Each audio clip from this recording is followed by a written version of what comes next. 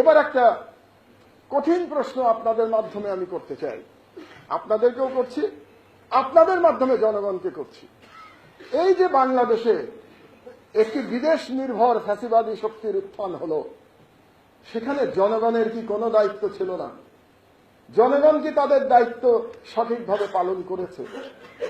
আমি আপনাদের মাধ্যমে জনগণকে প্রশ্ন করতে চাই, আপনারা আয়নার সামনে দাঁড়িয়ে নিজেদেরকে জিজ্ঞাসা করুন, আজকে যে আপনাদের অধিকার হরণ হয়ে গেছে, সেই অধিকার হরণ যাতে না হয় তার জন্য আপনারা কি করেছিলেন? তার জন্য কি আপনারা লড়াই করেছেন? ফ্যাসিবাদের বিরুদ্ধে প্রতিবাদ করেছেন? রাস্তায় নেমেছেন? যদি নেমে থাকেন তাহলে কি সংখ্যায় রাস্তায় নেমেছেন? বাংলাদেশের 16 কোটি মানুষের দেশে কতজন মানুষ রাস্তায় নেমেছেন এই ফ্যাসিবাদের বিরুদ্ধে?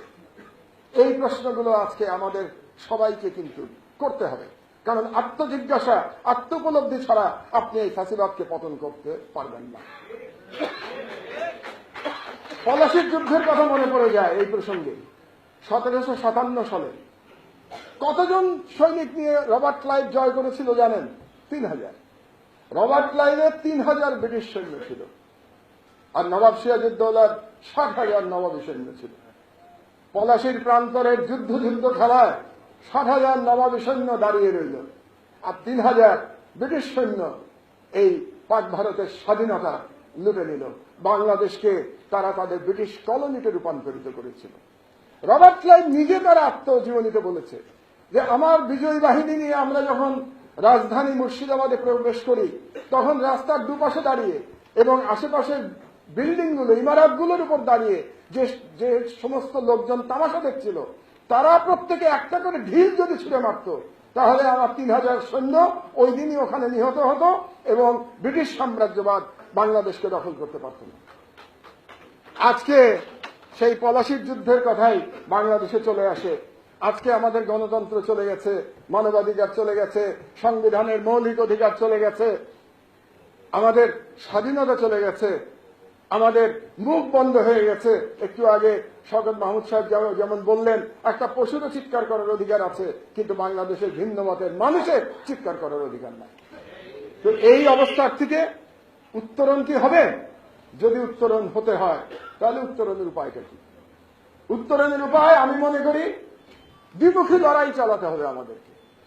দ্বিমুখী এজন্য বলছি যে বাংলাদেশে অবশ্যই একটি ফ্যাসিবাদী সরকার ক্ষমতায় আছে, কিন্তু সেই ফ্যাসিবাদী সরকারকে ক্ষমতায় রেখেছে সাম্রাজ্যবাদী এবং আধিপত্যবাদী শক্তিগুলো, বিশেষত আমাদের পার্শ্ববর্তী বৃহৎ প্রতিবেশী আঞ্চলিক সাম্রাজ্যবাদী ভারত। তার সমর্থনেই বর্তমানে ফ্যাসিবাদী সরকার ক্ষমতায় বসে আছে, তার সমর্থনেই এই ফ্যাসিবাদী সরকার জনগণের উপরে অকথ্য নির্যাতন, নিপীড়ন চালিয়ে যাচ্ছে। তাহলে আমাদেরকে দুইভাবে দ্বিমুখী লড়াই করতে হবে। একটা করতে হবে দেশীয় ক্ষেত্রে প্রতিরোধ গড়ে তুলতে হবে ফ্যাসিবাদের বিরুদ্ধে, ফ্যাসিবাদী শাসনের বিরুদ্ধে, আর আন্তর্জাতিক ক্ষেত্রে আমাদেরকে লড়াই করতে হবে, সংগ্রাম করতে হবে সাম্রাজ্যবাদী এবং আধিপত্যবাদী শক্তিগুলোর বিরুদ্ধে। সেটা যদি আমরা করতে পারি তাহলে ইনশাআল্লাহ আমরা এই ফ্যাসিবাদকেও পরাজিত করতে সক্ষম হব। সেখানে আপনারা অনেকে প্রশ্ন করতে পারেন যে এই সংগঠিত করার দায়িত্ব তো রাজনীতিবিদদের, সংগঠিত করার দায়িত্ব তো রাজনৈতিক দলসমূহ। আপনাদের সাথে আমি দ্বিমত পোষণ করব না, এবং এটাও ঠিক যে ওই রাজনৈতিক দলগুলো তাদের কর্তব্য, দায়িত্ব এই মুহূর্তে পালন করতে পারছে না। কিন্তু আপনাদেরকে ছোট একটা উদাহরণ দেই, ফরাসি বিপ্লব। আমরা এত ফরাসি বিপ্লবের কথা বলি, ফরাসি বিপ্লবের গল্প করি, এই যে আমরা যখন পার্সোনাল লিবার্টির কথা বলি, এই যখন আমরা সংবাদ মাধ্যমের স্বাধীনতার কথা বলি, এমনকি ফিফথ স্টেটের কথা বলি, যে সংবাদ মাধ্যম হলো ফিফথ স্টেট, এগুলো যখন বলি, এগুলো সবই কিন্তু ফরাসি বিপ্লবের ফসল। অথচ ফরাসি বিপ্লবে যেদিন বাস্তিল, যেটা দুর্গ, পতন ঘটায়, প্যারিস শহরের লোকজন, তার কোনো নেতা ছিল না, কোন নেতৃত্বের মাধ্যমে বাস্তিল দুর্গের পতন হয় নাই। জনগণের স্বতঃস্ফূর্ত বিপ্লবের মাধ্যমে বাস্তিল দুর্গের পতন হয়েছিল এবং ফরাসি বিপ্লবের সূচনা হয়েছিল। এবং সেই বিপ্লব দীর্ঘদিন ধরে চলেছিল বিভিন্ন পর্যায়ে। প্রথম পর্যায়ে প্রায় 10 বছর, যেটা শুরু হয়েছিল 1789 সালে, এবং পরবর্তী পর্যায়ে একটা আছে যখন সেকেন্ড রিপাবলিক তৈরি হয়, যেটা হয়েছিল 1848 সালে। তার মানে ফরাসি বিপ্লব সমাধা হতে 60 থেকে 70 বছর সময় লেগেছিল। আপনারা বলবেন অতদিন তো আমরা বাঁচবো না। হ্যাঁ, না বাঁচতে পারি, আয়ু তো আল্লাহর হাতে।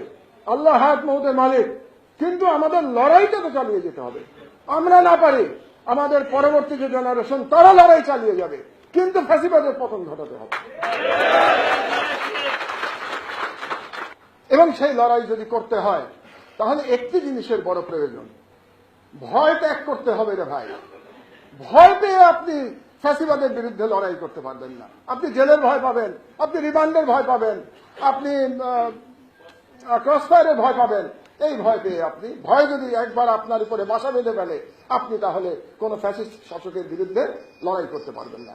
কোন ফ্যাসিবাদী শাসককে এটা ইতিহাসে নাই যে শান্তিপূর্ণ মৃদু আন্দোলনের মাধ্যমে তাদেরকে ক্ষমতাচ্যুত করা গেছে, নাই। শুধুমাত্র বিপ্লবের মাধ্যমে, জনগণের বিপ্লবের মাধ্যমে ফ্যাসিবাদকে পরাজিত করা সম্ভব। কাজেই সেই জনগণের বিপ্লব করতে হলে আপনাদেরকে ভয়কে জয় করতে হবে।